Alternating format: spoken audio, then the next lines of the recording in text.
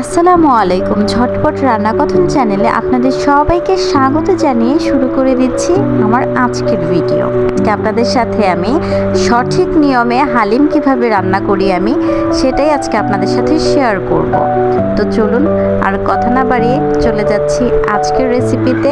হালিম বানাতে আমাদের প্রথমেই ফুটন্ত গরম পানি প্রয়োজন। এজন্য আমি এখানে 3 কাপ পরিমাণ গরম পানি হাঁড়িতে চড়িয়ে দিয়েছি, ফুটতে থাকুক। আর এখন আমি রাঁধুনি হালিম মিক্স মশলাটা থেকে আমি ডালটা বের করে নিয়েছি, মিক্সিং বলে আমি ডালটাকে ঢেলে নিয়েছি। এবার ফুটন্ত গরম পানি দিয়ে ডালটাকে আমি একটু ভালো করে নেড়ে নিব।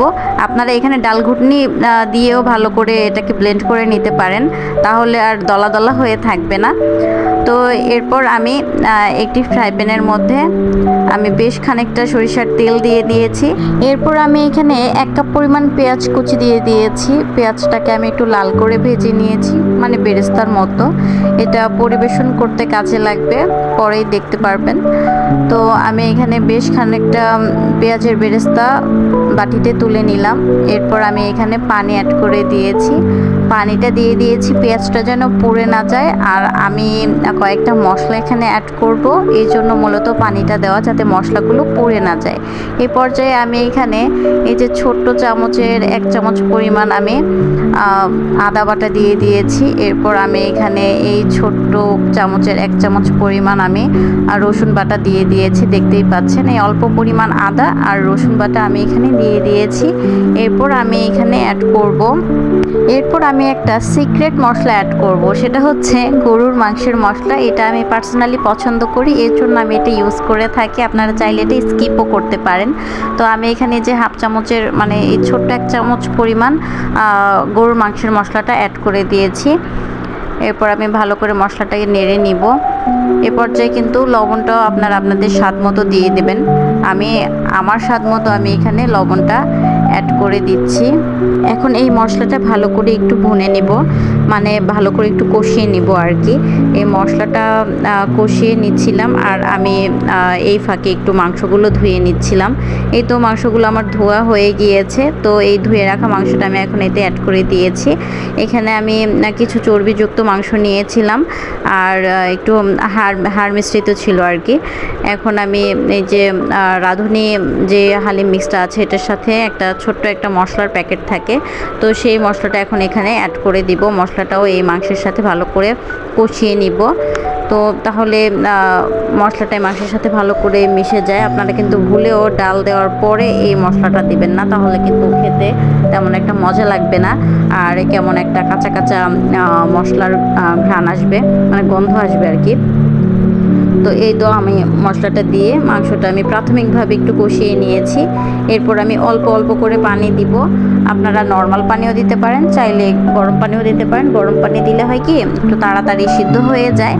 আর আমি এখানে নর্মাল পানিটাই অ্যাড করেছি। আমি অল্প অল্প পানি দিয়ে ভালো করে মশলাটাকে আমি ভুনে নিচ্ছিলাম। তো আমি এখানে এই যে দেখতে পাচ্ছেন কত সুন্দর মানে তেলটা ভেসে ভেসে উঠছিল। এই কষানো এই মাংসটা দেখলে কিন্তু অনেক ভালো লাগে। তো আমি এখানে নর্মাল পানি অ্যাড করে দিব। এখন এই যে নর্মাল পানিটা অ্যাড করে দিয়েছি। এবার আমি আর একটু নেড়ে টেড়ে আমি ভালো করে একটু ঢেকে খুব ভালো করে একটু কষিয়ে নিব আর কি, মানে মাংসটা যেন সিদ্ধ হয়ে যায়। এই পর্যায়ে আমি কিন্তু ভালো করে মাংসটা সিদ্ধ করে নিচ্ছিলাম। আমি কিন্তু আর এখানে পানি টানি অ্যাড করব না। এরপর আমি এখানে ডালটা দিয়ে দিব, ঠিক আছে। তো মাংসটা কিন্তু প্রায় সিদ্ধ হয়ে গিয়েছে, যেহেতু আমি অনেকটা পরিমাণ মাংস দিয়েছিলাম।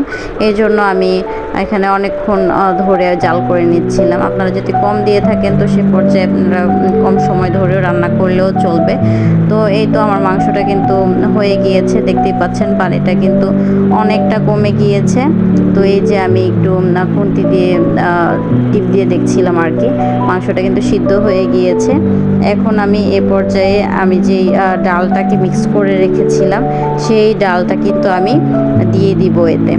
তো এই ডাল দেওয়ার আগে একটু ভালো করে নেড়ে নিচ্ছিলাম। আমি একটু দেখছিলাম যে দলা টলা বেঁধে আছে কিনা। তো আমার ডালটা কিন্তু আমি মাঝে মধ্যে একটু নেড়ে টেড়ে দিয়েছিলাম আর কি। এরপর আমি ডালটা দিয়ে দিয়েছি আর একটু বাটিটা ধুয়ে আমি ডাল সবটুকু দিয়ে দিয়েছি।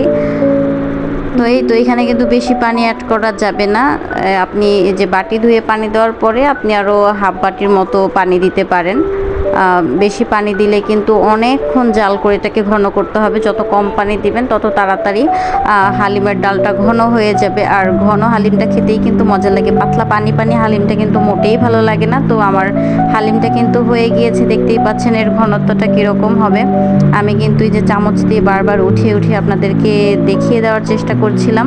ফাইনালি আমার হালিম রান্নাটা কিন্তু হয়ে গিয়েছে, দেখতেই পাচ্ছেন কতটা সুন্দর হয়েছে হালিমটা। হালিমটা কিন্তু অনেক ঘন হয়েছিল। আর আপনারা নামানোর আগে লবণটা একটু চেক করে নেবেন। আমার হালিমে কিন্তু লবণটাও পারফেক্ট হয়েছিল, লবণটা পারফেক্ট না হলে কিন্তু আপনারা একটু লবণও দিয়ে দিতে পারেন। এ পর্যায়ে দেখতে পাচ্ছেন হালিমটা কতটা সুন্দর হয়েছে, আর খেতেও কিন্তু দারুণ হয়েছিল। আপনারা অবশ্যই বাসাতে ট্রাই করবেন। আর হালিমটা পরিবেশন করার পর ওই যে পেঁয়াজ বেরেস্তা রেখেছিলাম, সাথে একটু মরিচ কুচি, একটু লেবু চিপে দিবেন। আর সাথে যদি শসা থাকে তাহলে একটু শসা কুচি দিয়ে পরিবেশন করতে পারেন। তো আজকের ভিডিওটা এই পর্যন্তই। আপনাদের যদি আমার ভিডিওটা ভালো লেগে থাকে আর এই পর্যন্ত যদি ভিডিওটা দেখে থাকেন তাহলে অবশ্যই একটা লাইক, কমেন্ট, শেয়ার করে যাবেন। তো ধন্যবাদ। আর অবশ্যই আমার চ্যানেলটাকে সাবস্ক্রাইব করে দিবেন। ধন্যবাদ।